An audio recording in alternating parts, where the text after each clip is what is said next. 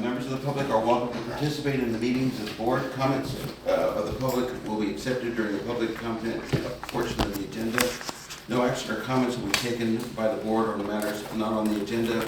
When the board president recognizes a member of the public for oral comment, such comment will be limited to 3 minutes or less at the discretion of the board president. We would like to have a calm presentation so that the importance of what you're presenting is not overshadowed by the manner in which the presentation is made. Any public comment? Yes, sir.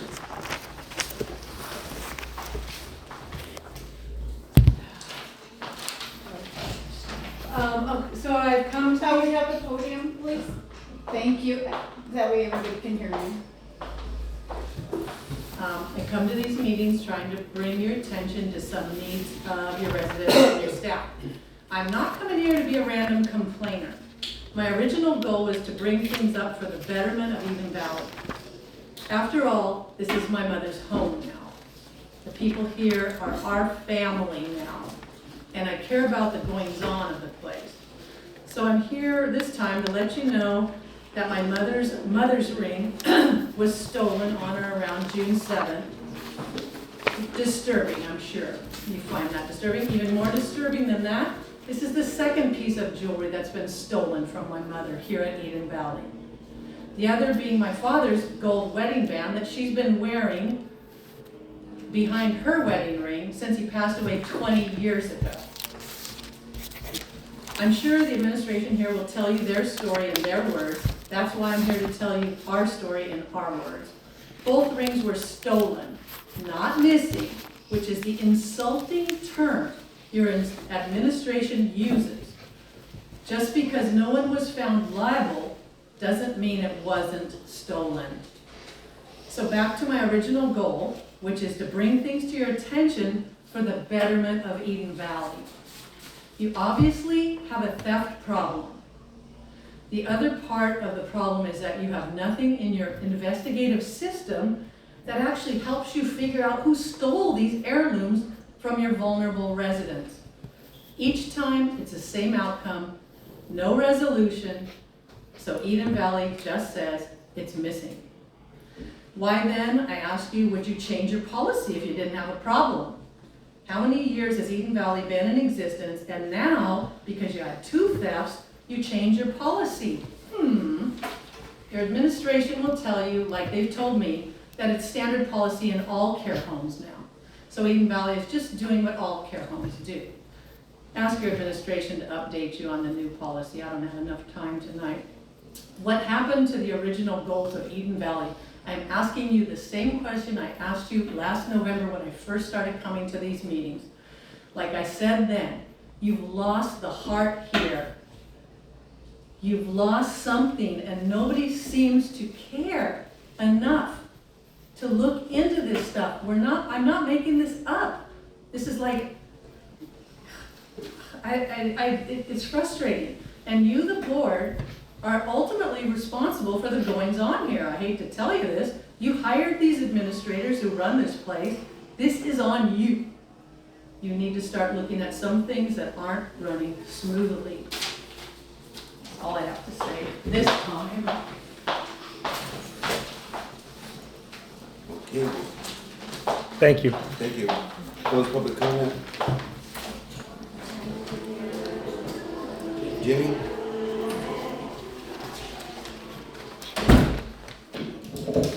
Hello, good evening, District Board. It has been a very busy month here, especially with event planning and recruiting volunteers now for Eden Valley Care Center. A save the date for our September event went out on our email blast, Constant Contact forum, and it already received a lot of engagement from local organizations and city officials. The Gala Planning Committee has met twice this month, and we are working hard to make sure that we have a successful event in September. You all can find the sponsorship packages in the white folders that we are giving to local businesses and organizations in hopes that they will consider sponsoring this event. If they're not able to sponsor, then maybe they can give an in-kind donation or silent auction item rather. The sponsorship levels are behind the save the date, located on the right side of your folders. If you have any questions about it, please feel free to let me know. I have a question. Yes. You know, I think this is such a nice idea. And it's nice that it's gonna be in Rosie's garden, and it should be a really nice. I was wondering about if you had considered reaching out to the residents and the residents' families about being our guest, or maybe offering a ticket to, Join us. huh? That's a good idea. You know, I think because this is their home. Mm-hmm. And so we're gonna have a nice party in their home. I think it would be a really nice gesture to maybe to each, and I don't know, it was just, my thought was maybe including the residents if, you know, they're physically and able to be there. And then maybe the responsible party of their family is offering them maybe one ticket, and then if they wanted to bring a spouse, then they could buy a ticket. But I think it would be a real good bridge a gap and let them know that we really value them. Yeah. So it's just something to think about. That's a good idea. That's a good idea. And, you know, just, I think it's wonderful, but I just throw that out there and do with it if it's anything that we could do. Because I don't know, I think some of the residents might enjoy it, Yeah. you know, and if the residents, I couldn't see charging them, you know, but it's up to you guys. I'll bring it up to the next committee meeting. Okay. And we'll discuss it. Okay. Yeah, thank you. Yeah. Also, I met with our HR department to establish our volunteer program, since we are now allowing volunteers back to get community service hours here at Eden Valley Care Center. We interviewed them the past week and got them TB tested, because that is a requirement if they did want to go ahead and volunteer their time here. They will go through a mini orientation on Wednesday, July 5th, and then we will get them scheduled to go ahead and start volunteering here with different departments. And also related to event planning this month, we now have an event planning committee that meets bi-weekly to plan staff events that will take place for the rest of the year here at our 3 facilities. So earlier this month was CNA week here at Eden Valley Care Center, and CNAs got lunches and gifts from June 15th to July 21st. This week is 4th of July Spirit Week at the clinic, and they are celebrating many patriotic themed days. The committee is putting together an all-staff barbecue that will take place tomorrow, June 30th, and staff will be able to enjoy hamburgers, hot dogs, games, and also the fun decorations that me and our accounts payable, Stephanie Estrada, will be putting together. And I'm also currently working on getting our monthly newsletter out on July 3rd to our contacts on S'more. I'm sure you all received those, and I have seen that some of you opened them. This newsletter will feature a lot of content, including pictures that were captured during the special themed weeks that were mentioned earlier. And the staff that will be spotlighted this month will be our CNA, William Canlas, and he's from Eden Valley Care Center, and our front office supervisor, Valerie Valenzuela at Soledad Medical Clinic, who's been here for 20 years. We look forward to seeing that in your emails on Monday. And for social media outreach, posts that were made on our social media accounts in the past month include the Hartnell graduation that happened last month. It shows that Eden Valley Care Center was featured in the program and that we supported them during their time doing clinicals here. I also publicized the sports physicals that took place in June. An advanced healthcare directive workshop flyer was also made by me, and it was here in the Creekside Room on June 7th, along with pictures of the presentation on how that went. We also started to roll out our staff pictorials on both social media and our constant contact email blast. The staff that have been highlighted so far are Monica Perez, she's from Referrals, Alfredo Ramirez from Maintenance, and Jeanette Belanco, our Business Office Manager. And I also published Dr. Hiron and William Gama's ads that went out on the newspaper that you all saw on these digital platforms too. Our Save the Date, as mentioned earlier, went out on both platforms as well. And the last of our social media posts that were made are pictures from CNA Week. Wow. Yes. Let's see that. It's in the week. It's in the week. It's in the week. What's in the week? And the weekly as well.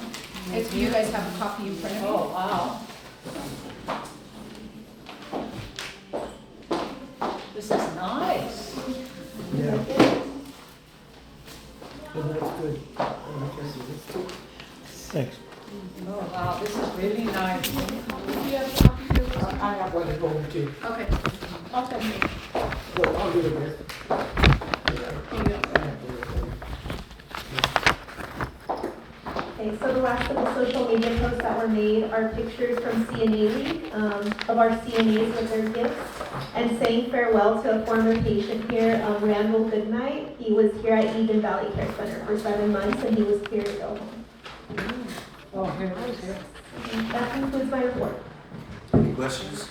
If I could just add to the volunteers, you will see them with their own kind of smock over them, and they'll have a volunteer on them. And they're all wearing the same colors. There's a total of 10 volunteers that will be joining us.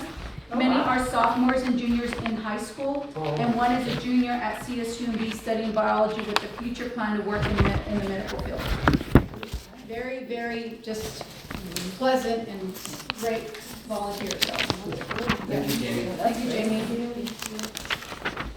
Is Greg still on vacation? And Sure you're- is. So you're gonna present? Yes.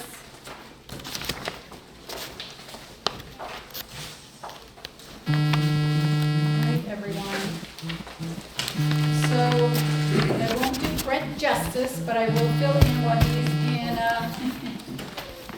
Europe, having his vacation. So, page 6 of your packet starts our,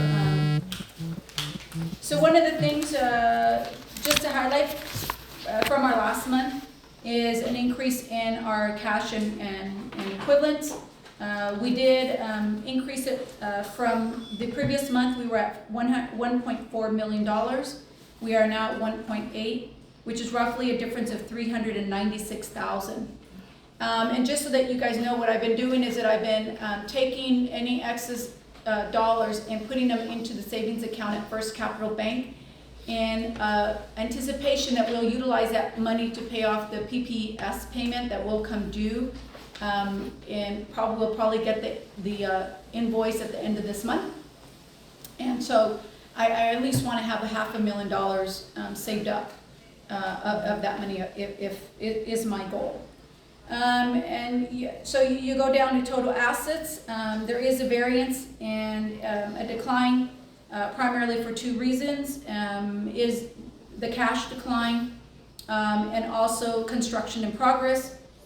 It was at 637 the year before. That's because that's when we were constructing the Women's Center. We're no longer doing that. So there's a difference there. Moving down to your liability section, we do have a increase in liabilities for this year, and that's due to the third-party settlement of $500,000. And that's because we ended up getting that additional invoice from the state after they completed their audit. They recognized that we owed them $400,000. In addition to that, I do have the line outstanding. I do have to pay it off for a total of 30 days in one given year. I'll go into the little bit more detail about the line of credit in a little while, but in essence, I still have it outstanding until the line is completely renewed, and then I can pay it down again to meet their requirement. That's the only reason that you see that outstanding. So given those 2 differences, that's your net assets total liability. I do want to point out at the bottom of our page that we have increased the number of days of cash on hand. Remember, our goal is to increase, my goal personally would be to have it at 6 months or 180 days. And that's in a tune of $7.5 million for rainy days, but if anything, about 3 months. What was cash on hand last month? $1.4 million. $1,416,000. Oh, the number of days. 38.50, so we improved it by 11 days. Yeah. And I remember that the auditors, when they were given their report, one of the things that they really look at is Days on cash. the days of cash on hand. And so it's good to see that that's increasing. So last month it was 39, 36. Yep, 38.50. How was it that in 2022, we had 110 days cash. Was there some, The $3.5 million that we used, remember we used that to pay off the rest of the Women's Center oh, okay, so it was still sitting there at that time? Okay, got it. when this report was made. Yeah. Okay, well, that's good. Yeah, so we're slowly improving that. Turning to the next page, page 7 of your report, is the revenues as a whole for the whole organization. Salaries and wages, looking at that, salaries and wages are down, but in turn, the professional fees are up. And that's all of the fees that are encompassed, and we've gone over that before. But just to remind everybody, those include the imaging machine, the imaging reading of our x-rays, our Athena Health, our locum tenens, we don't have any now, Barton and Associates, ABW, which is the EMR, Natividad Providers, Greens Accounting, Tina Roberts, which we don't have anymore, ADP professional fees, and then any miscellaneous other fees. And then Meridian Bioscience Corp, which is medication, and then Cali Maldonado, which used to be our old bookkeeper. So those were some examples of that. And then moving down the line, our net increase, decrease to assets. We've actually grown and we've doubled. So think about this. Last year we were in a negative 456. So over the course of 1 year, we've had to come back from that, plus add another 410. So that's the reality of the growth that we've had. It's not only 410, it's the 456 to break even, plus the 410. So we've done a turnaround. We're about $45,000 still yet. And I'm hoping that this small little margin will be closed by this month. The team is working really, really hard to make that happen. Valley has really turned around. Eden Valley is the biggest producer right now at 834,000. That's beds, and more beds. I can tell you there is a knoll right now. Everybody's on vacation. You know, everybody don't want to go have elective surgeries. They want to be out on vacation. So our census is actually a little down. It's about 51 right now, and that's because people aren't having elective surgeries. We notice the same thing at the clinic. The volumes at the clinic are down as well. Again, family members are on vacation. They're just out of town. So we'll see those numbers pick up back in August. The clinic does have a deficit to close, which is 212, which won't happen this fiscal year. And then the district, as you guys know, is overhead, so that's all the total costs of the district. Any questions on that? Yeah, where it shows that the district with a negative of 667, what is that again? That's all of the district expenses. So just a quick why, it includes salaries, purchases of IT services, so replacements of equipment, employee benefits, any legal fees, advertising, other professional fees, election costs, other expenses, audit fees, insurances, accounting fees, equipment rental fees, supplies, and depreciation.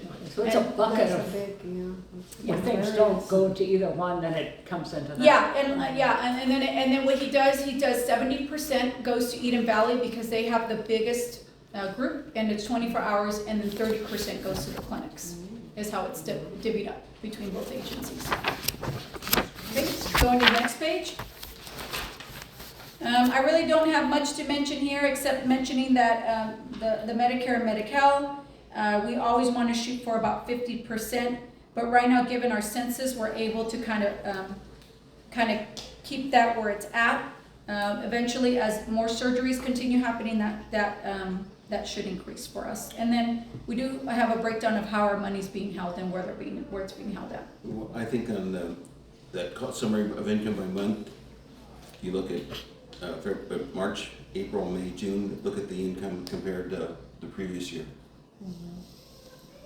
Yeah, Yeah, that's sure. Oh, Big yeah. turnaround. Yeah, It's been a lot of hard work. This is for the district.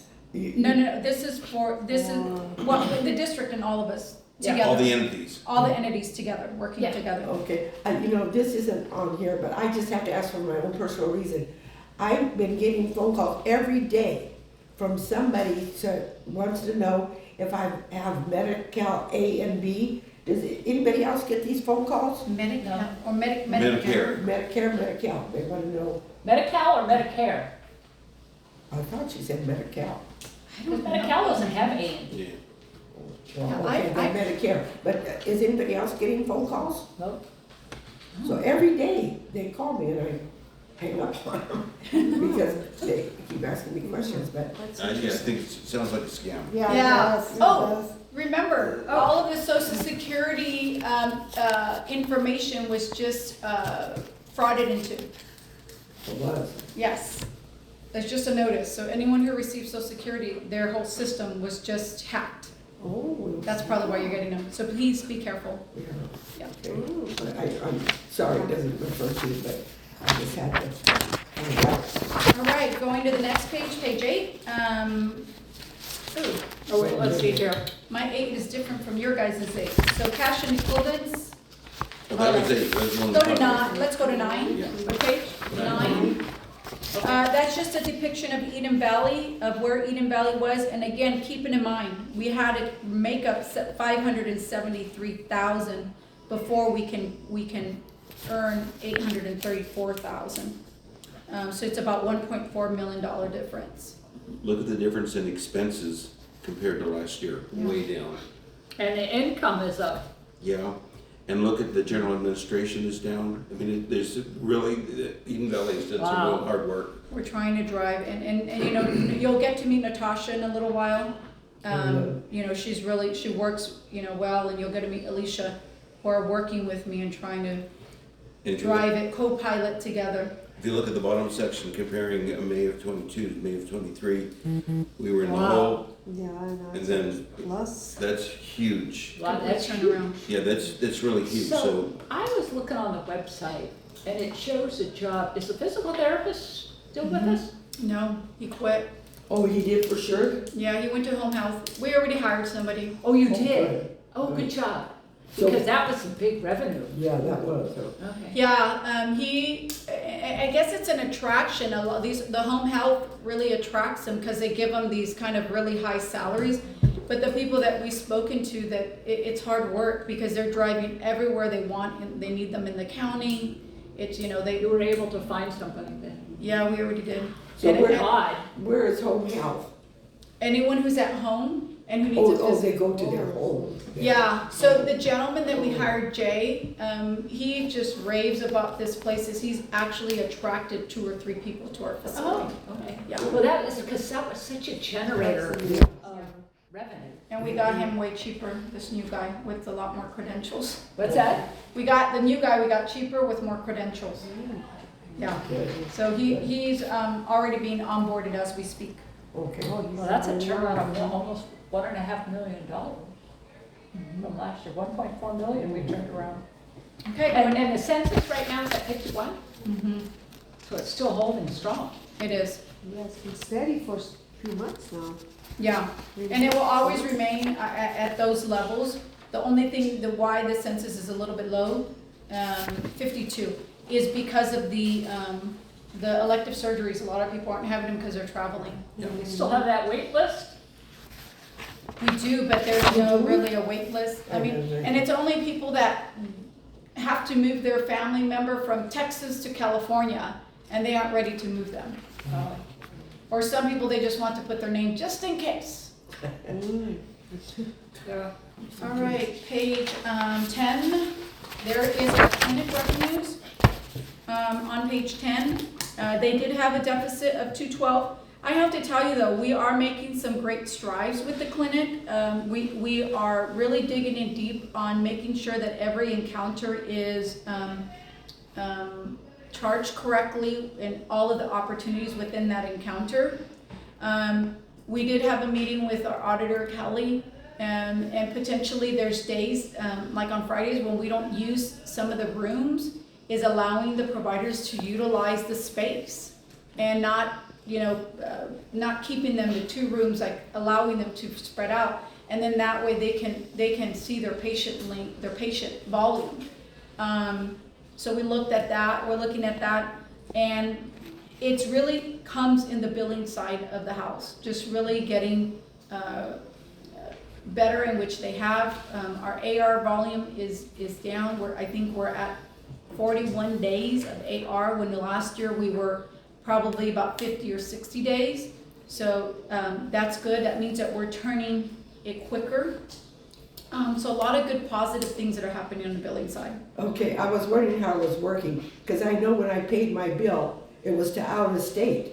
It is The because check went to out of state. it's a lockbox. So our EMR, which is our medical record system that we use, it is you send it to that PO box, and it's a huge center that processes all payments for all of us. And that's why you send it there. So it doesn't need to be handled internally anymore by the staff, because there's only 3 team members in that department. It works well then. It does. So, on this clinic report, and there's an interest expense of $111,000 more than, and is that for? The money that we had to get from the bank in order to pay for the PPS rate. So remember, we only had a line of credit, but we had to get this loan for the PPS. So now we have to pay interest. Was that locked in, the interest rate? 4.5. I locked it in at 4.5%. Oh, that's good. Mm-hmm. I noticed the salaries are down. And when are we gonna have that paid off? The what? Pay all that money back? When Well, here's what I'm trying to do, because this is on top of the $400,000 that we owe, that we're paying back the state at 7%. There is, Senator Ana Caballero in the state of California piloted a 0% loan program. So I reached out to the senator and said, hey, we're a healthcare district, do we qualify? Is that AB 112? Good. I was gonna ask about that in your report. And so they have indicated that we do qualify. Yes.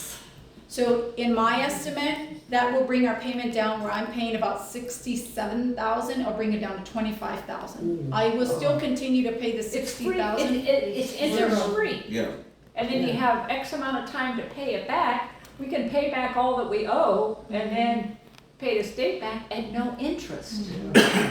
Oh, wow, I'm That's glad we great. qualified. And one of the qualifications for us is our cash on hand, because our cash on hand is so low, that's what qualifies us. So that's good. Yeah.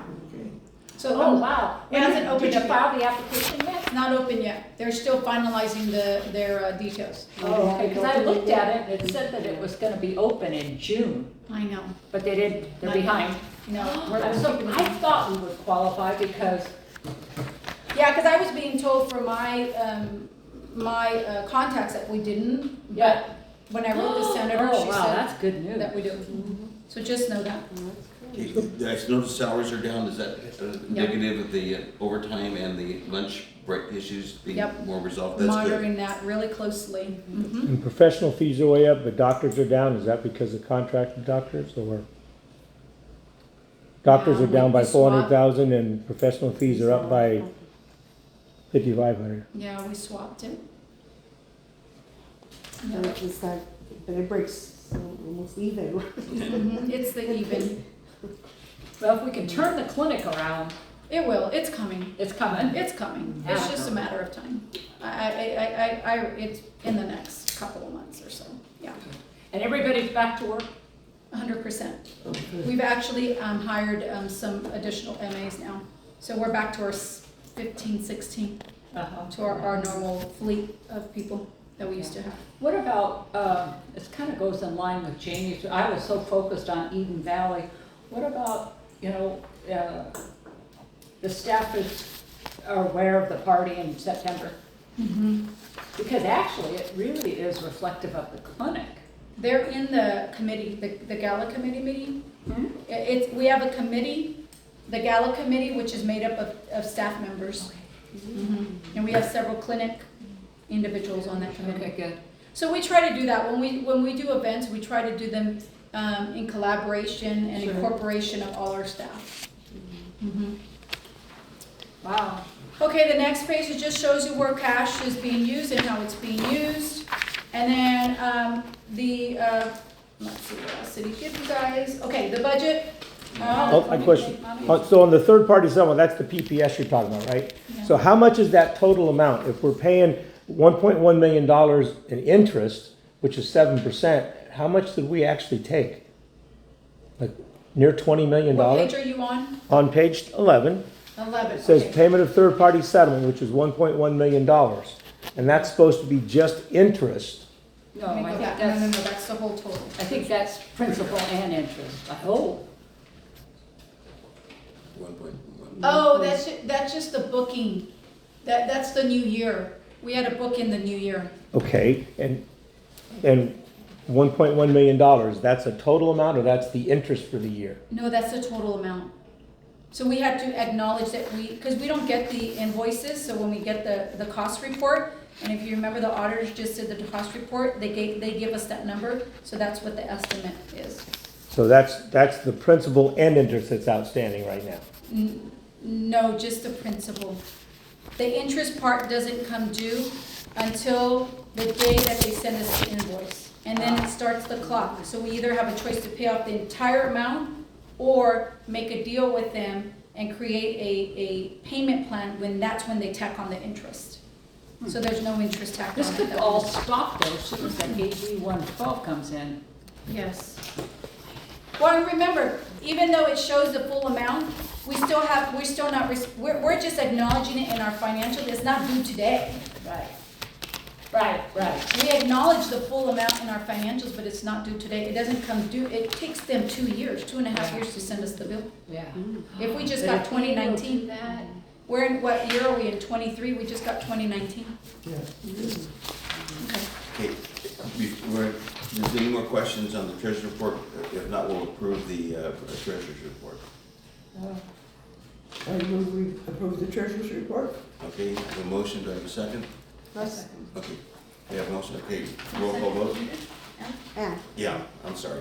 Okay. Greg, Yes. Maggie, Yes. Rosemary, Yes. Ann, yes. and Michael. Yes. Thank you, everyone. Okay, proposed budget. So that is a separate report. So please find that report. Page 12. Yeah, so it's not going to be the, okay. Just want to make sure you guys got the, yes.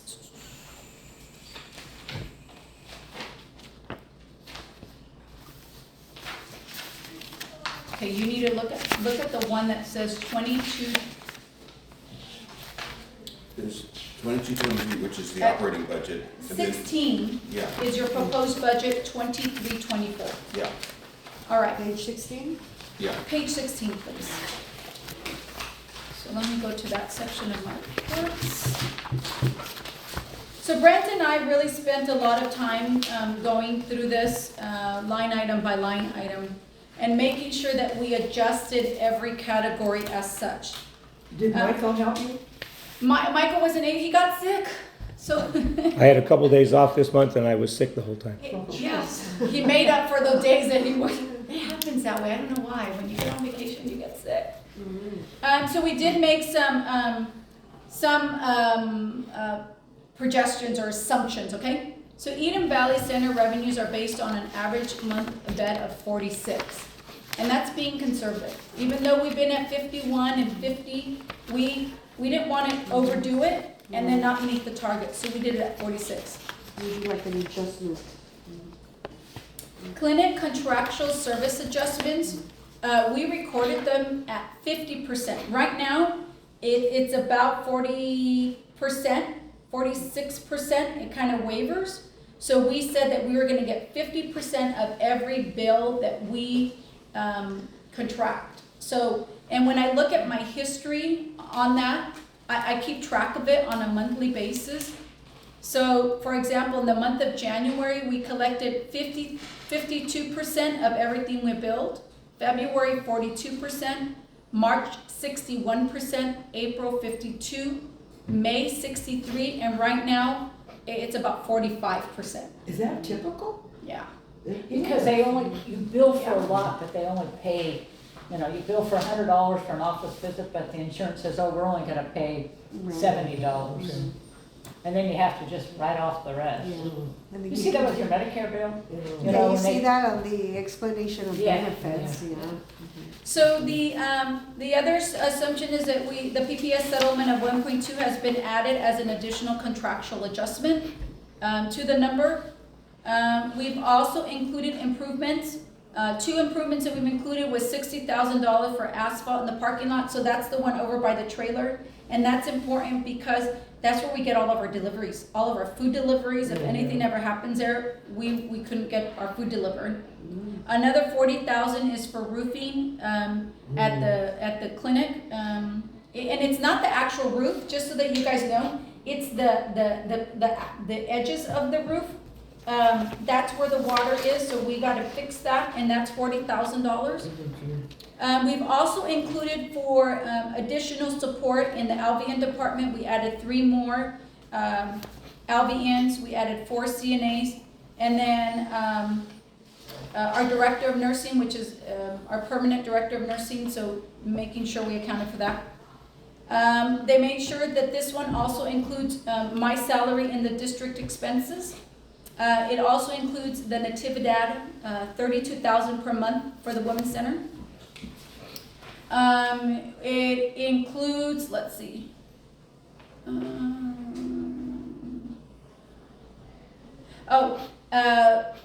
What I didn't mention, it will include the payback to the retirement plan, which is about $17,000. So that will be done, if not done already today, tomorrow. You'll be paid back that 3%. And so we're paying that back because we stopped it and then we restopped it. When's the restopping happen? May 1st. May 1st. So we're gonna make them good for the month, which was January, February, March, and April.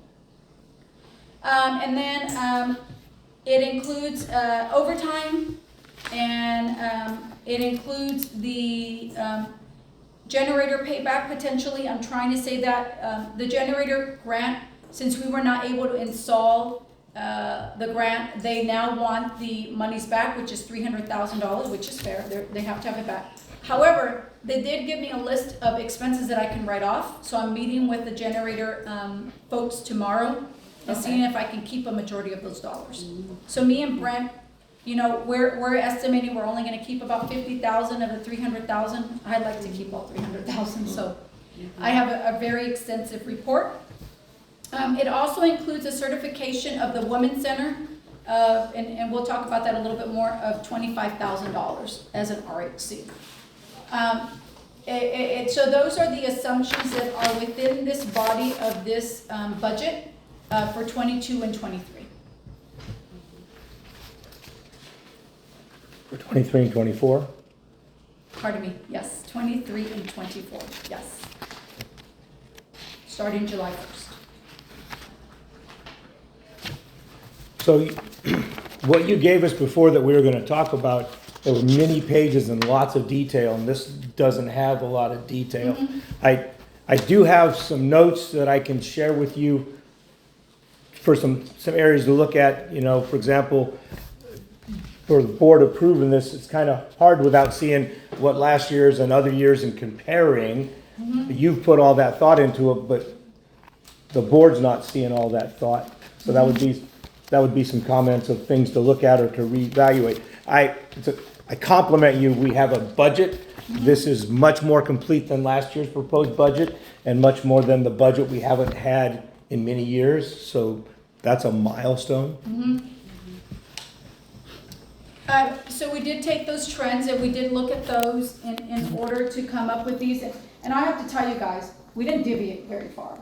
You know, so if it was there, we went, you know, maybe 5% on some of the degrees, but it didn't go very far. You know, 5%. When I was on the school board, and we had the budget, and, you know, we get the budget, and then if there's changes that need to be made mid-year, for example, let's just say supplies, and we had budgeted 10,000, and we found as we got into half of the year that we had only spent 3, but our repairs we needed 7,000. So then we could make changes to the budget and we Yes. could flip it from department to department. And we can do that, can't we? Absolutely. Yes. So It's you a have living to, document. if we find that one of our departments is out of whack with what's happening, we can change the budget. Okay. So even if you approved it today, you can always come back and make those changes. Yeah, so we can, so as we keep track of it going forward, if we find out that because you never want to be over budget. Because when the auditors and the public and so if that department is over, then we would shift numbers to cover that. And then if it meant that we had to postpone something, whether it be, then we would just postpone that till the following year. So we can do that. So then, to follow up with Max says, as we go forward with our budget, then we can see the different departments, and if we need to switch them, or if you see the need, then you could do that with approval. Okay. Yeah. So that is the point. This is the proposed budget, Yes. not the final budget. Right. Because the final budget's not due until September.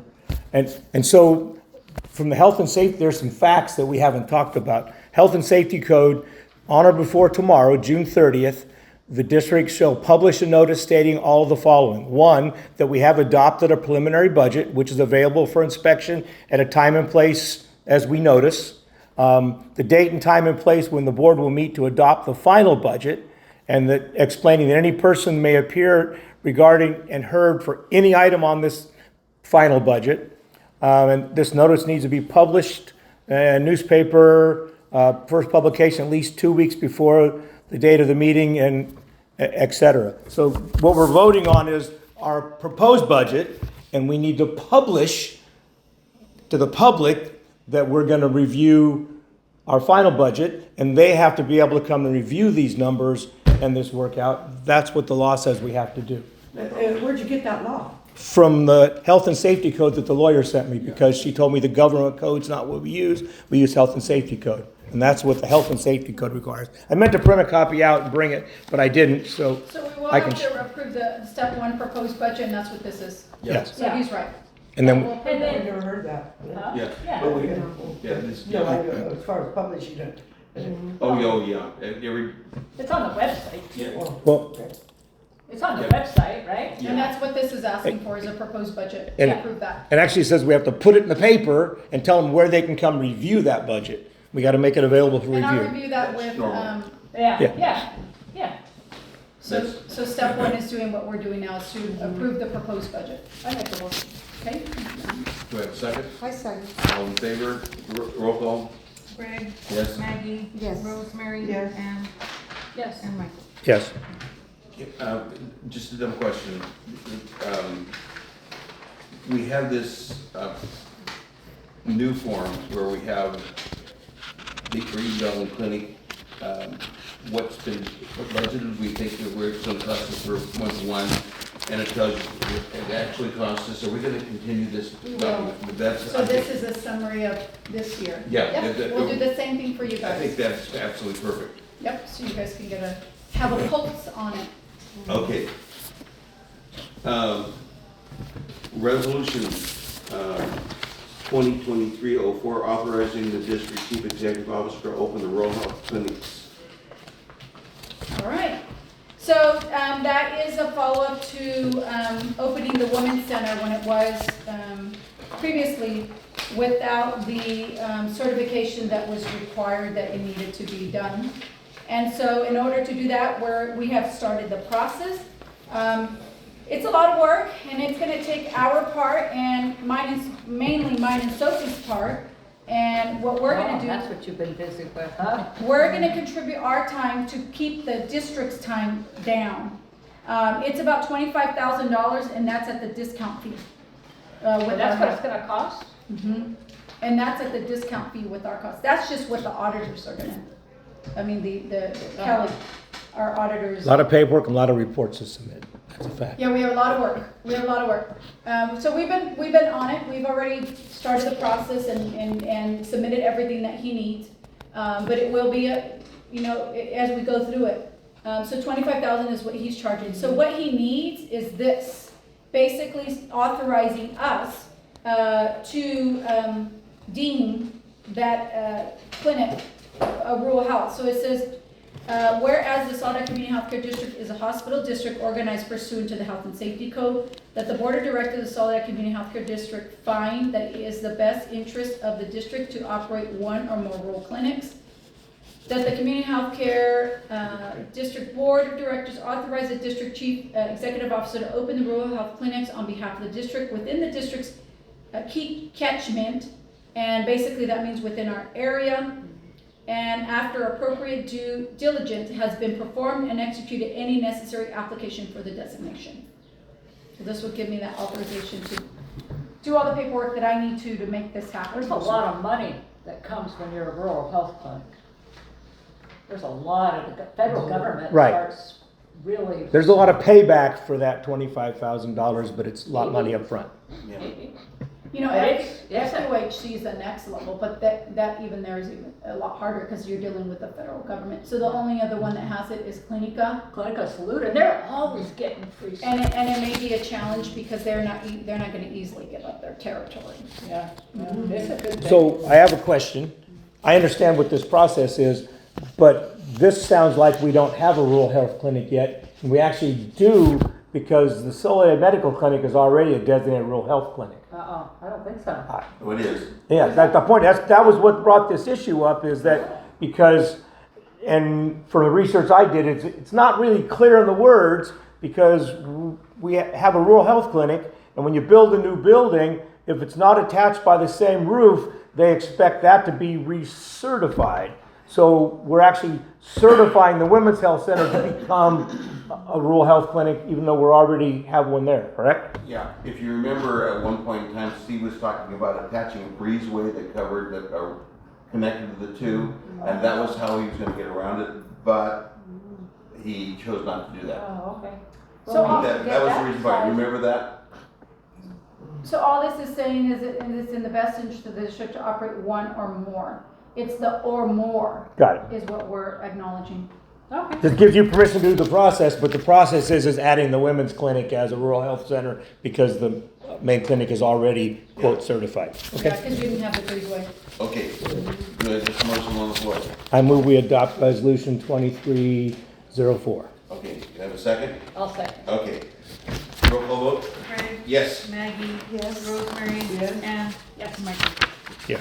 Okay, revised employee handbook. So we went back and took the notes. Our eyes have been crossed, I have to tell you. Hopefully we didn't miss any.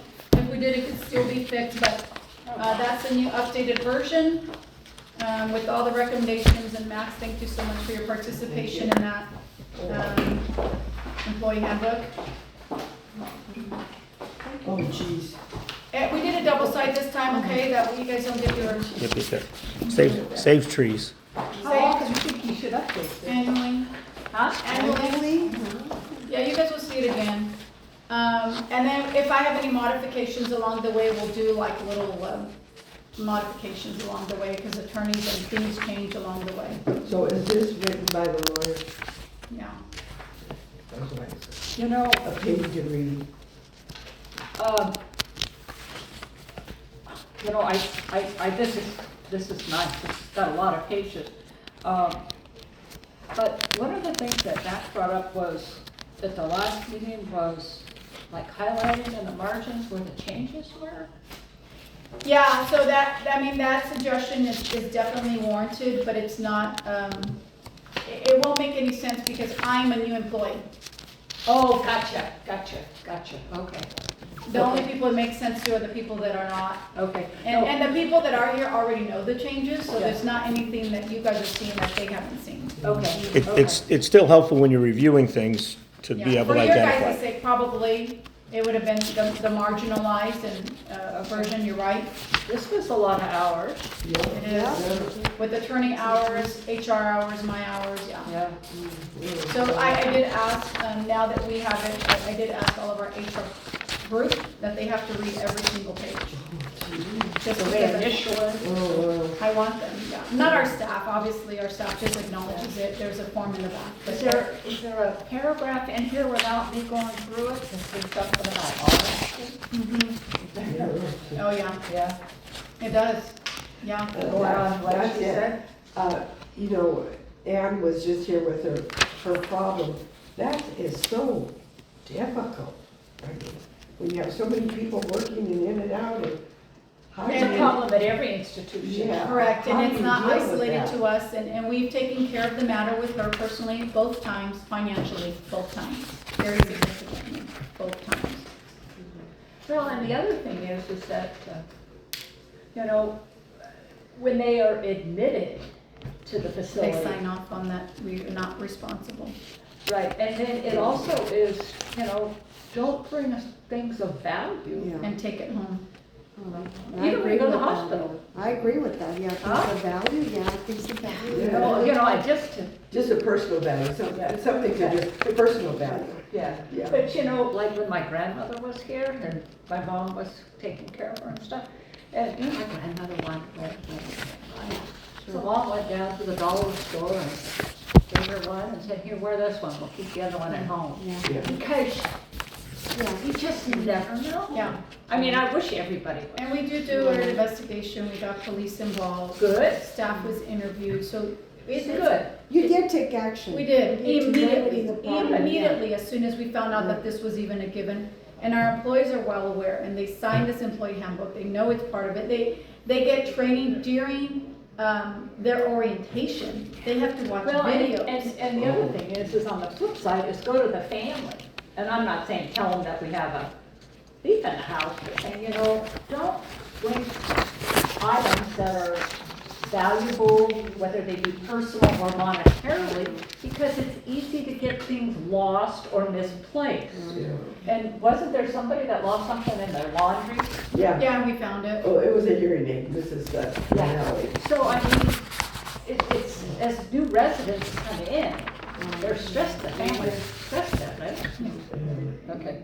Didn't you say the introductory We had category to had keep to? it in, I did check for you on that one. Well, you We brought had- that up. You said it had to go away. I got corrected by Carisma. We have to keep it in there the way that it's stipulated. We just had to rewrite it because the way that we had it previously, saying that it was introductory, that it was taken away at will. So the way you see it in there is what the attorney adopted, Okay.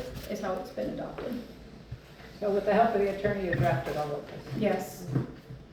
And that's why we only make minor changes, because any major changes, then they won't certify their work. That's the only way they're willing to certify their work. And this is based on you updated state, and labor and employment laws. Okay, any questions? I entertain a motion to adopt the bill. I'll make a motion. Okay, do I have a second? Second. Okay, I have a motion and a second. Roll call vote? Graig, Yes. Maggie, Yes. Rosemary, Yeah. and Yes. Michael. Yes. So if you can get Alicia and Natasha. I do want you guys to meet both Alicia and Natasha. They will be presenting to you guys. Just keep in mind they may be a little nervous. This is their first time presenting to you, but I think it's important that you meet them. Oh, I've been waiting to. Alicia is our clinic manager and Natasha is our administrator here at Eden Valley. So they'll provide some insight on their, both on their different departments or businesses, okay? But I will begin my report, and then once they're in, I will turn the floor over to them. Good afternoon, everyone, and I'm glad to be here again. This is a month of celebrations. There have been many graduations that were held throughout the month, some of which I attended. It inspires me for our future to see so many talented students. I hope that everyone enjoyed the summer solstice, marking the first day of summer and the longest day with sunlight. So I know we're all enjoying that.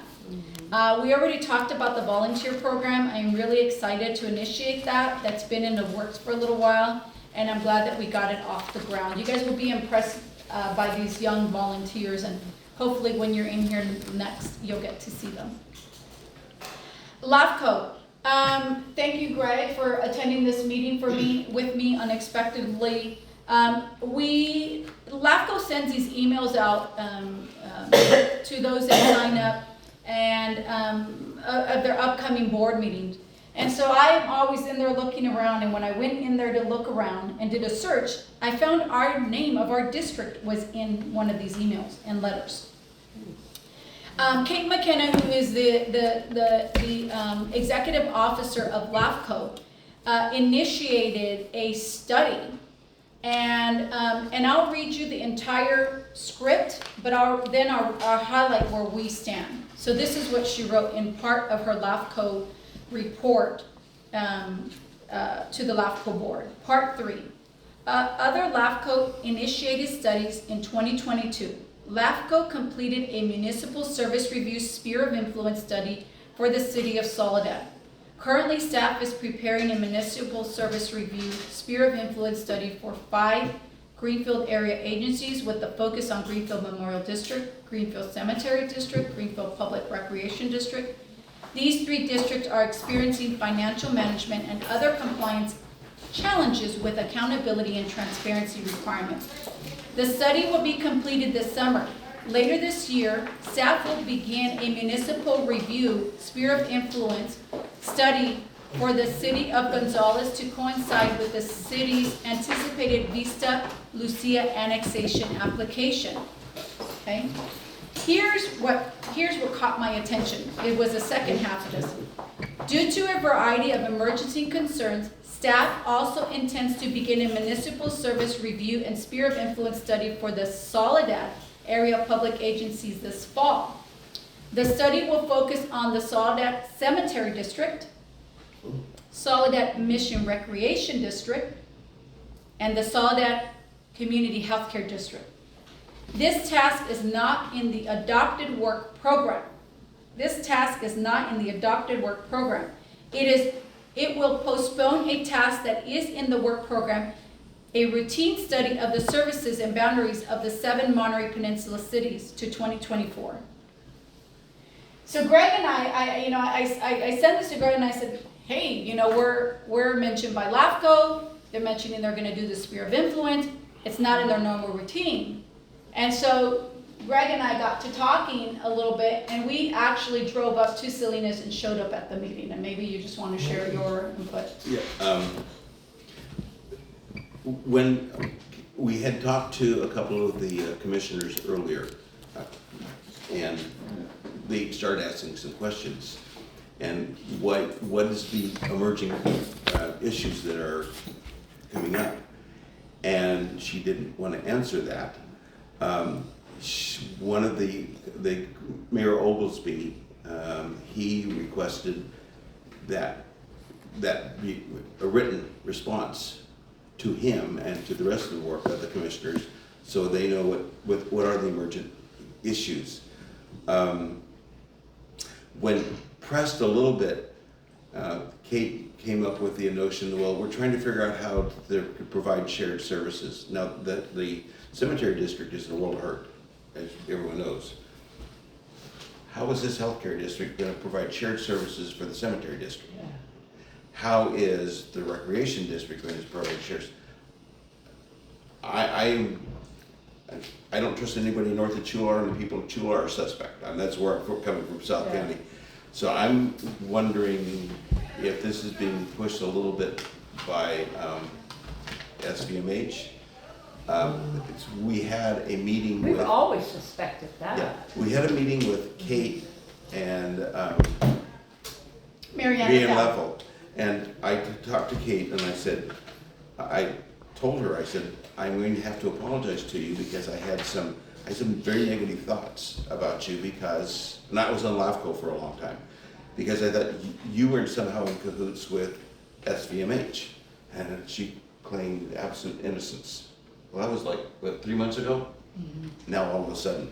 So she knows we're on to what's going on. And so I'm concerned that the SVMH is seeing some chinks in our armor.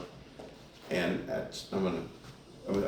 think at some point in time soon, we need to have an executive session with our other attorney, and we need to talk about a strategy. That's my 10 cents. What's the other attorney? We have an attorney, see, our, Noel is a conflict of interest because they represent SVMH. We have another attorney Yeah, that is not connected with and SVMH. remember he talked and he said, you know. It was a woman. Was it a woman? Yeah. Yeah, and she said, you know, just let it ride, Oh, you know, but be aware. Yeah. That's what she said on the. Well, and here's the thing, and Kate was kind of put on the hot seat, and it was so interesting because the meeting was us, and so I went up and introduced myself and I spoke and I said, you know, I wasn't aware of these emergent issues, and nobody's made us aware, and I appreciate Kate saying, well, you know, we'll get in contact to figure what these emergent issues are. So I will follow up with a letter to Kate, just basically asking her that question of what she posed is, what are the emergent issues? And why are we postponing the work plan and MSR for the peninsula? And who raised these concerns? And we want to hear from her. Can you indicate any part, you know, she indicates that we're going to have these shared services. Well, we want to really understand what she means by that. And it didn't sound like from the LAFCO board that they even knew that this was happening. Our mayor happened to be there at the meeting. She didn't realize it until I made the presentation that this was going on. And this was actually a consented item, so it wasn't even going to be brought up during the meeting, but it was pulled by one of the commissioners. And so we did have the chance to meet with some of the commissioners.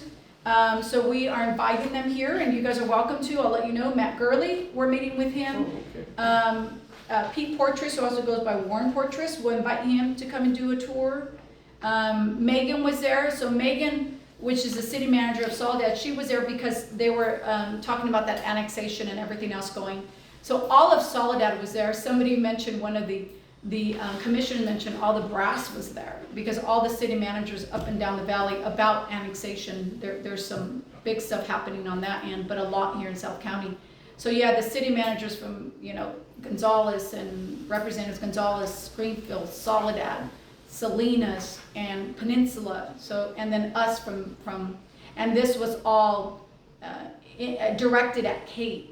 And so I think we got their attention. So now I'm going to follow up with a letter and just kind of get some more insight from Kate, like, why did you lump us in? Why are you interested in looking at us? We have no reason to be part of your MSR.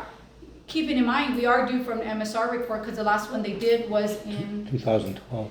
I was thinking about that because I thought it was every 10 years and that ought to be due, but it's up to them and their resources, and they're putting off 7 peninsula cities. to address this issue. and now the And we don't know what the peninsula, issue It's is. different from our 10-year review is what you're Yes, saying. correct. It's not the 10-year review, got it. and now the peninsula has issues with that. They're like, why are you putting? And that's why That's what Mayor Oglesby spoke up. It's like, okay, why are you putting me off? Why are you putting off our peninsula? So it was a pretty interesting meeting to be at. I told Greg. It's the first time I've ever seen pushback on Kate. It's the first time. Now, just so you know, Pete Portress is one of our representatives. He's a special district representative. He's from Monterey Regional. We have 2 special district representatives on LAFCO. The other gentleman is 3. So it's David Kong, Marianne LaFell, and Pete Right. Portress. Matt, is it Matt Curley? no, Matt is the public, Okay. but Matt's the chairman. And I have, between Kate and I, we have some kind of relationship with everybody on that commission, so we need to try to use those. And getting in them, the only person that I know has been through this facility is Steve Snodgrass, and I invited him 10 years ago. And at that time, Kate was less than happy Yeah, remember that? because she wants to control the information that the commissioners get. Yeah, I mean, I think if she would have come to us and said, hey, this is, even at our last meeting that she only met with us maybe a couple of months ago, 3 months, she could have mentioned it. It never anywhere came up that this was even happening. And so that was our reason for us attending the meeting, presenting ourselves there to represent our organization and say, we're not okay, and at least tell us more. Why are you thinking this? So, Yes. So you just happened to hear about the meeting or what? nope. I follow up on their agendas. I get the link and I go through them. And see, You're watching them behind us. I read everything. and it's That's on the good. consent agenda, which is, and it was hidden. I mean, it was the last time. Unless you knew where to look, you You would wouldn't not have have known that it was, she wrote it 2 places in her letter, and then she wrote it in the consent agenda. And then in the meeting, she said to the whole group that she had already put it elsewhere. Sophie and I went back and looked, we did not find it anywhere else, No. except for this one meeting. Anyway, so I think at some point in time, we need, so that we all are aware of what strategies we're going to try to employ to discover what's going on and to protect ourselves. So that's a update on LAFCO, and I see Natasha here from Eden Valley, and Alicia. Natasha is our administrator, and I think you've met the group before, right, Natasha? Yeah. And Alicia, have you met the group before? I've only met the president. Oh, okay. So maybe introduce introduce yourself, Natasha, again, say a little bit about yourself, just because it's been such a Hello, while. everyone. Well, why don't you say what it is? Yeah, so she can see you. And you know, I hate to ask, could you take your mask down? Oh, so I can recognize you at the grocery store? See her great smile. Yeah. Well, thank you. Again, my name is Natasha Prunty. I go by Tasha or Natasha. I'll answer to anything pretty much, as long as it's good. I've been an administrator for about 7 years now, but I am a nurse as well, and I've been a nurse for over a decade. I've done just about every position in the nursing home, so I am happy to be here. I've been very excited about the things that we've done here at Eden Valley and where we're headed. I'm just super excited about it. Yeah, she's done a great job. So maybe you just give your report, and then I'll let Alicia introduce herself afterwards. All right, so May, last month, was a pretty good month for Eden Valley. Our total occupancy was around 95.8%, with a skilled mix of 37.7%. Our Medicare percentage was 31.7%, and our HMO was 6.1%. Currently, we're sitting at 51 in-house. We have 17 Medicare, 1 HMO, and 5 private. Our average Medicare rate for the month was $774. Out of those admissions, we had 19 that came to us from SBNH, 3 admissions from Natividad, 1 from Stanford, 2 from Chomp, and 1 from Tenet, for a total of 26 admissions. That was for the month of May. Yes. Staffing wise, we hired 3 new hires in May, but 4 resignations, all for different reasons. We had 1 leave for personal reasons, 1 for a family emergency, and another we termed just because she was unavailable and didn't have any availability to actually come to work. So although we hired 3, we turned 4. So right now our needs are, we're still in need of 3 full-time LVNs. 1 RN started on $6.19 per diem, which is very good. We really need a lot of RNs on staff. We have 5 to 6 full-time CNAs that are needed to be fully staffed. We continue to utilize registry staff to fill our vacancies at the moment. Department head openings, we did hire an activity director that didn't quite work out, so now we're back looking for an activity director. We do have a DON, a director of nursing, that's slated to start on the 5th, next Tuesday. So once is that that from happens, the agency or? oh no, permanent. She will be permanent. She will be ours. And lots of Yes. experience, maybe share a little bit about her experience. She comes from us from SBMH actually.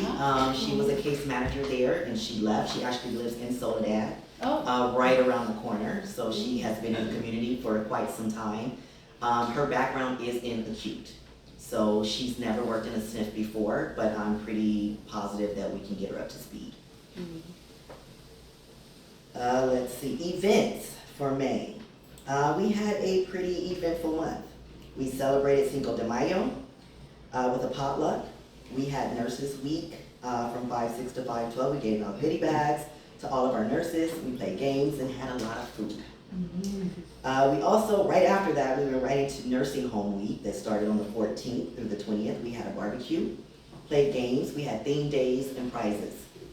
And we had our Mother's Day basket raffle, which was held on 5/12. I do want to just touch on our CUPH cases. I do want to announce that we had 4 abuse allegations that were reported, and and 2 of those were reported back to us as no findings, no deficiencies. So we still have 2 that are outstanding, waiting for them to actually come in and investigate. So I just wanted to report on that. And I have to tell you that Natasha really takes that initiative and takes that really seriously. Our time frame of any abuse, and that can even be as simple as you need to eat quicker. That is considered. All right? Natasha and her team are on top of that. I mean, that needs to be reported immediately, within hours. And she makes an effort to even call in police agencies just so that it's all documented and tracked. For any instances like the one that we talked about earlier, that's all documented that way. That serves as part of our investigation purposes. That's reportable to the state. So Natasha works at making those reports and making sure that when you hear that there has been prior cases and there's no finding, that's because of Natasha's work in making sure that all those documents are in line and in order and presented appropriately. Well, all of our team, yes. It's a team, it's truly a team effort. It really Yeah. is. It takes all of our nurses to actually make sure that they're doing the documentation and doing what they're supposed to do. And our CNAs, making sure that they're documenting in the records and that we're keeping eyes on all of our patients to make sure that it doesn't continue to happen. So it truly is a team effort, and the team here is doing an amazing job. And I know Natasha said, very modestly that our average Medicare rate is $774, but that was down at what time, how much before you got here, like low 500s? Yes, it was in the 500s. So she's gotten that up to $774. She's had a record month. We had cash receipts from Eden Valley, cash receipts in our checking account, $981,962.92. Done a good job. That's by increasing documentation of care, correct? Yep. Increasing census, bringing in the patients. Yes, Too. and then also for MDS purposes as well, when we are completing our assessments and making sure that they're accurate and we're capturing everything within that assessment, that's where we're getting those Increased in rates. Correct. Got it, thank you. Yeah, so it's everyone working together.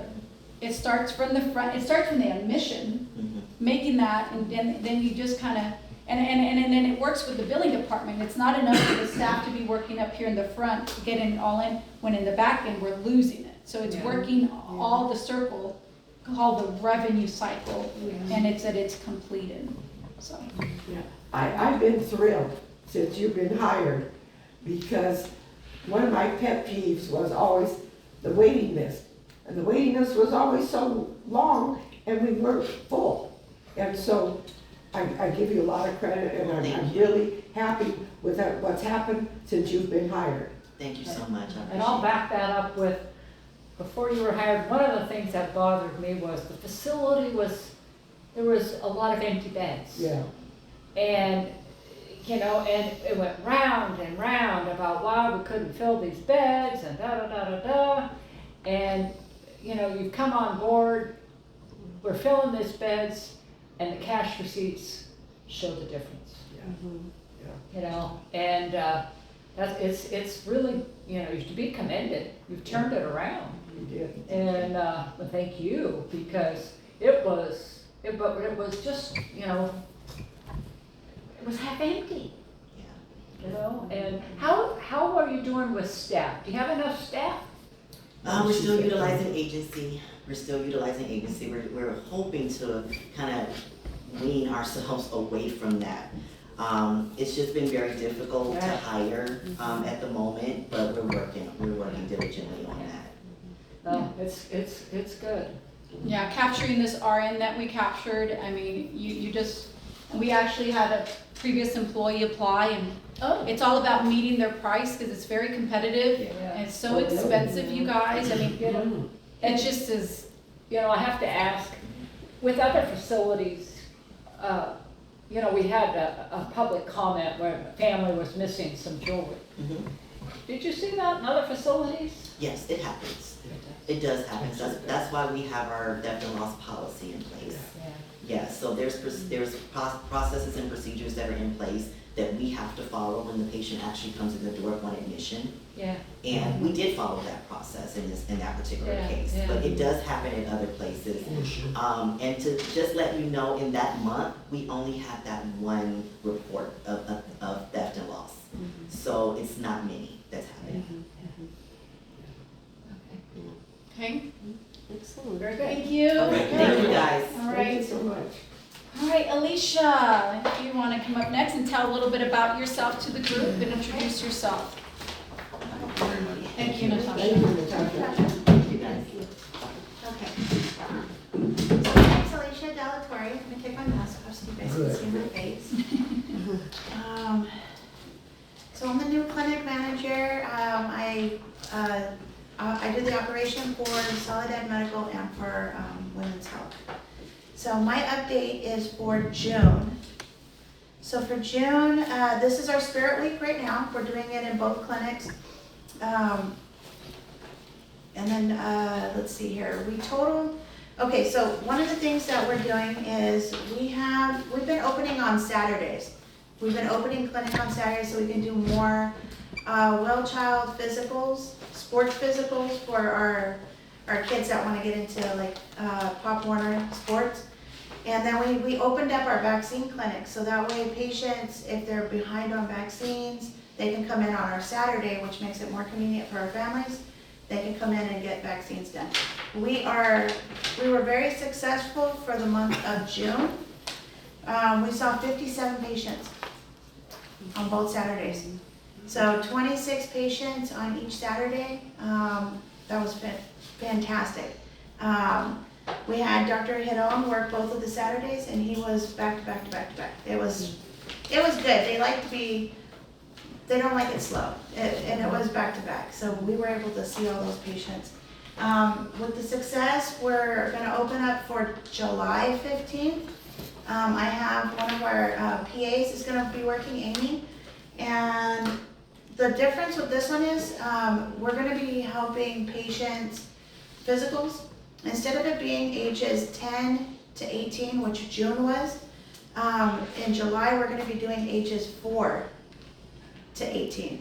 Now the reason why is because school's coming back, and I don't want my pediatricians and to get slammed, because we're gonna have back to back to back to back physicals and lots of vaccines. So if we open up on the Saturday, we can get some of that taken care of with the community. So that way it's not filling up our schedules for us not to be Are able. the providers volunteering their time or is they paid? We pay, Everybody's paid who works. yeah. The only volunteer is our students, our externs. I tell them, hey, if you wanna work on that Saturday, get some hours. Come on in, you can work with us, you can help out with our community. So I come out and I'm with the staff from 8 to 1. So we just work straight through. And it's been pretty exciting. If you could get a bigger poster, I have a sandwich board down at the market. Good farmer, yeah, sure. Let's print that out. Work with Jamie to print that out to sandwich. Larger, and I'll put it on we have a So, sandwich board, we can have one on either, one. so if you go into the clinic, you'll see the English version and I have the Spanish version. Okay. I noticed when we did it in May, we did it for one Saturday, it was not great. Reason why is because I only had it in English, I didn't have it in Spanish. Yep, that would work, if we Yeah, had one in English, so one in Spanish, we could put that in the market. I figured out what the issue was, we fixed it for June, success. And we work with the school districts. Yeah, 'cause Yes. that'll help, that would Okay, be more we'll happy to do certainly- that. We'll certainly get that done. So our doctors right now, for the month of June, our clinic doctors are averaging about 19 patients per day. Again, a lot of physicals, they're 30 minutes apiece, so it kind of back to back, it kind of drains them. Our OB, women's clinic, they're averaging about 20. So it's just a lot of, during summertime, we have a lot of OBs that are taking vacation, so, getting their numbers. So are there some days there's no OB here? Or is that planned, or is that just a surprise because they took time off? No, we know ahead of time. So for July, I know we have 5 days, no OB. Yeah, they were on vacation. So 5 days a week, they're a 5-day-a-week contract. Yeah, And if they're not here, Max, they don't charge us. Yeah. One thing I want to add, in the month of, I mentioned a little bit briefly, in the month of June, we're slated to have total charges of $1 million with a net pay of $480,000 right now. That's where we stand, and we still have tomorrow, still yet to do. So the clinic is doing really well. yeah, I saw those numbers with Rosemary. We had one incident of COVID in the month of June. So for our, let me see, coming soon, my clinic is looking forward to Rodeo Week kickoff. We're looking forward to our July 15th. I am hoping that we could do July 29th as well. I'm still looking for a provider to fill that date, so I have it. That's why my flyer only has the 15th, because I know for sure I could do that one. But that's basically what we've been doing. Today we did a raffle with the staff that built our morale. The staff really enjoyed that, so I thought that was a fun day with them. Yeah, you have Spirit Week this week. Today's Disney Day. Today was Disney Day, but I'm not wearing it no more, because, yeah. She was earlier though. Yeah, What was the date? Disneyland Day. Oh, Disney Day. So all of my staff members could wear Disneyland stuff. Okay. Yeah, tomorrow's Patriotic Day, so, for our barbecue, so. Yeah, we have an all-staff barbecue tomorrow. Okay. Did the Lions help with that, or who does that? No, we're doing it ourselves. They'll come in on the weekend sometimes, and the Lions will cook for the staff who works here. And that's good, because, sometimes that staff, we don't want to forget about them. Okay. So this is everybody else, so tomorrow we have a backyard barbecue for everyone. Yeah, so it's gonna be exciting. My staff's looking forward to it. Yeah. Any other questions for Alicia? Yes, I do. Uh-huh, Central Coast Alliance. yes. I get their quarterly bulletin because I used to have the pharmacy and they still are mailing it to me. Uh-huh. And they were talking about giving gift cards. If the family is up to date with immunizations and they give them Target gift cards. Oh, okay. And I don't know how those cards are dispersed. If Central Coast Alliance sees that the family has reached their immunization. So I know how that works, because I have friends of the family that actually received something like that. So what happens is Central Coast Alliance will send an email to the parent of the children or of the person, and they have to go online, they fill in the documentation, like who they are, and confirm their address, and then they mail out the card to the family. Oh, so that comes from them. So they send that out, but that's per care, and I know that my teenagers, they also got one. There's a lot of gift cards that they give out. Yeah. They give them, and if they do. Then they did that for COVID, when the teenagers went and got their COVID shots. I know that I took my daughter and my son to the high school, and then like 2 weeks later, they got a gift card, and I'm like, what is that for? And the other thing that they had in that bulletin was, there's a lot of grants that are there for like hiring individuals and stuff. Like retention. Huh? For retention. Yeah, Mhm. yeah. Yeah, and actually I'll speak in a little bit about one of the grants that we received through CCH. And while Alicia's here, I can mention that was part of our report. So one of the grants is, and I mentioned it in our last meeting, it's called we applied on May 5th, the Alliance Medi-Cal Capacity Grant, providing financial investment to practices to make quality improvement interventions. The CBI, Care-Based Quality Improvement Program, will help practices make sustained improvement in staffing, process, and technology to help improve the metrics.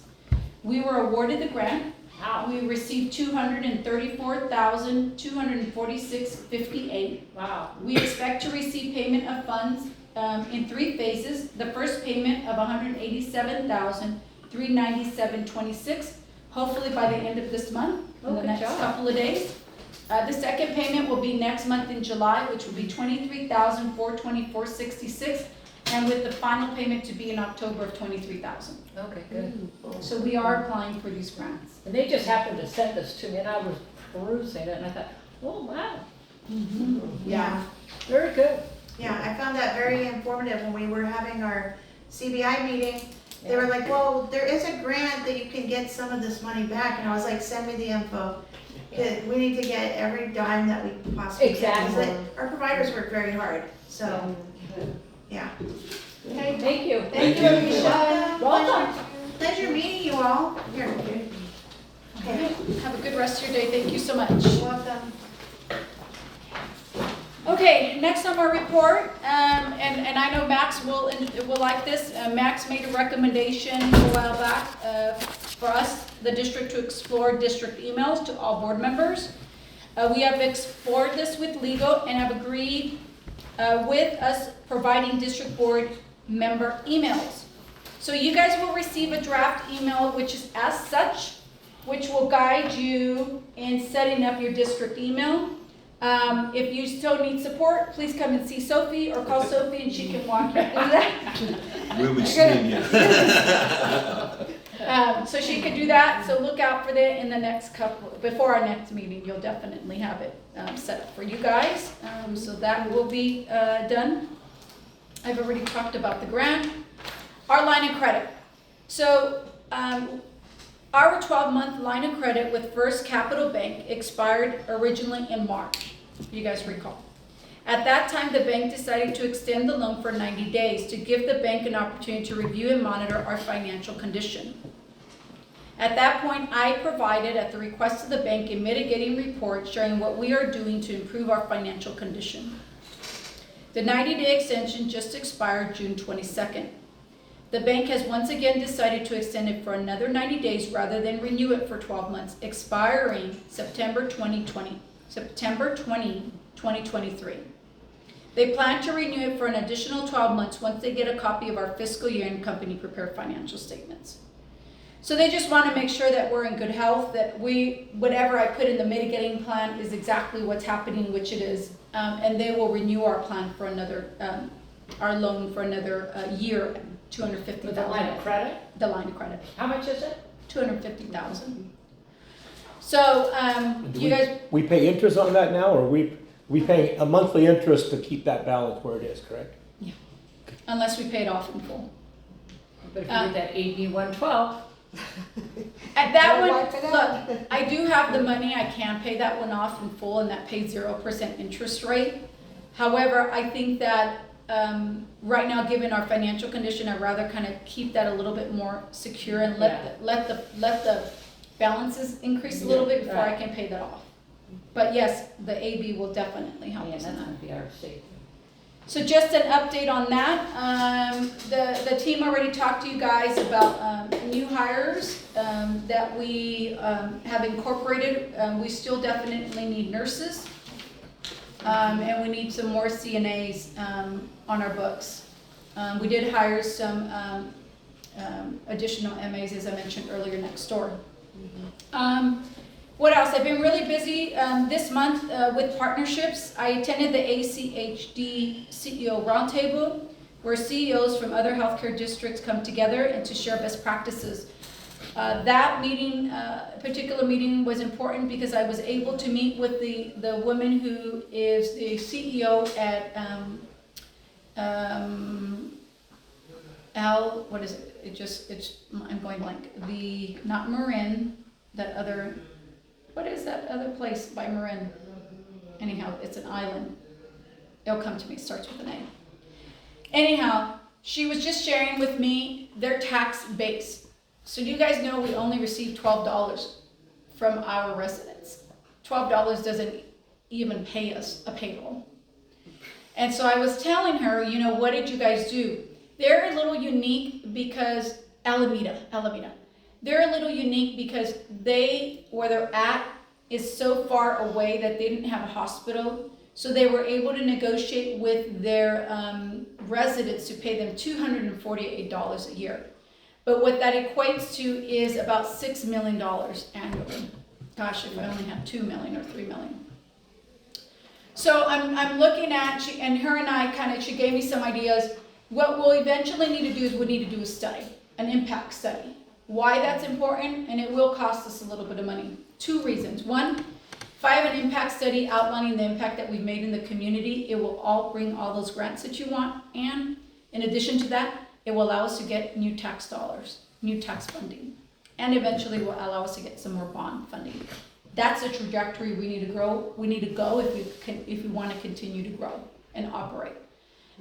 So I got some good information out of that meeting.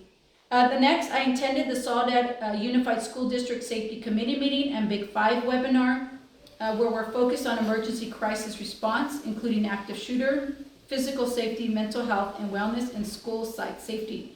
We reviewed the safety reflections and practices, and top priorities, starting outlining the district safety plan, and we'll be looking at setting up subcommittees. So I'm part of the subcommittee to finalize the plan for the school district, but that also is incorporating us as partners into the school district. Something else that's not in my list is that I'm in conversation right now with the school district to potentially partner with them to set up a medical clinic partnership with the school district, utilizing their properties. Oh. If you watch on TV, there's this big push for community schools. And the communities, is being pushed by CTA and the state.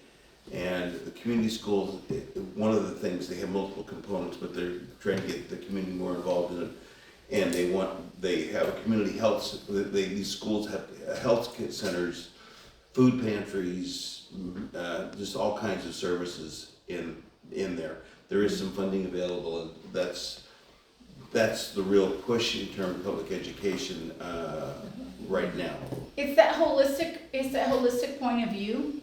So I want to talk to Randy, and the reason we're having these Saturday sessions is because we have a gap in meeting the requirements from CCAH of all the physicals of the youth.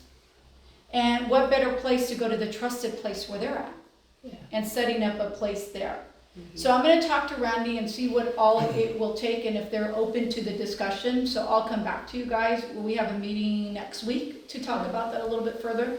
But I think it's a win-win. We're surrounded by schools. Our population average age is 25. So people are having children. They want to annex all this property back here. That's 2,500 homes. I mean, we need to get on the front of this, on the forefront, because our services are greatly going to be needed. And this is a good way of expanding. They've already tested it, piloted in Chular. So Clinica de Salud had a little trailer there in Chular that they rented. So this may be something for us to explore with them. So and the way they did it in Chular, they did they leased one of their little buildings to them, and then the patients would come in. Wow. So exploring that as well with the school district. I'm also part of the Community Wellness Collaborative Steering Committee and Group Meeting. The purpose of this collaborative is to bolster the importance of mental health and culture and of prevention and care with readiness. Outcomes would likely be an abundant workforce of practitioners working from and for the community. Mental health is so it's not stigmatized and treatment is normalized. We hope to have a cross-section of public-private partnership and collaborative to draw a strength of our county. My goal is to get a center here, is a drop-in center. So this is a group made of over 51 of us that are in the mental health. This includes mental health practitioners, clinics and hospitals, all the clinic and hospitals, the Monterey County Health Department, and I'm on the steering committee of this. Are there any psychologists in South County available for counseling and that?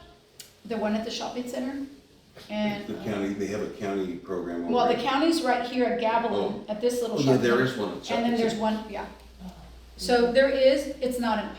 Yeah, right. It's not enough. I am part of the National Association, a Special District Coalition Advisory Group.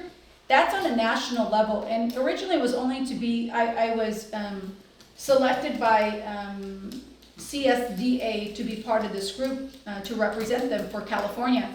And it was only supposed to be 1 or 2 meetings, And they seen such the benefit of it that they continued the meetings. So we meet with these gentlemen from Washington. The coalition meets quarterly to discuss ongoing policy matters. This quarter meeting was focused on healthcare and cybersecurity. There's been so many breaches. I talked to you guys about Social Security Administration. Yeah. There's been so many breaches. And so I just bought extra insurance for cybersecurity. They don't really want to give it anymore because of the breaches. I was able to get us a plan for in case we're breached. We have some protection. We already talked about the LAFCO meeting, and I think that's it. Can you, You know, I'm sorry. oh, go ahead. I want to ask, what's happening with the lawsuit with Sandoval? Oh, that's a closed session item. Oh, you got it. But just so that you know, we will have another session. There has been some changes that we had to make in attorney, so I will have the new attorneys come in and talk to you The case is guys. still open. Yes. It's been a while since we've talked to him about the community emergency response plan. Yeah. Please. You know, excuse me just one second, before you go that way. Going back to the topic, maybe we should kind of keep a total, of what this is gonna cost us. Okay. You know, just kind of, when we go into closed session, let us know how much the Okay. legal things are. And I'll let you know legal time, because there's time. It's Yeah. not just it's all of our time. Yeah, well, that's part of the Yep. cost. Yeah, and And it then, takes for resources. Just kind Resources. of let us know what this is costing us. And the insurance, not gonna help pay for any of this? Yes, I got them to help. Huh? Yes, I got them to help. Oh, okay. Yep. So, okay, good. Kind of an update. It's been a while since we've gotten back to you. This is that community response plan where we're working with the city and school district and us, so that in a major emergency, there's a coordinated response. Fred Lombardi, your deputy chief, has been slammed with all kinds of issues.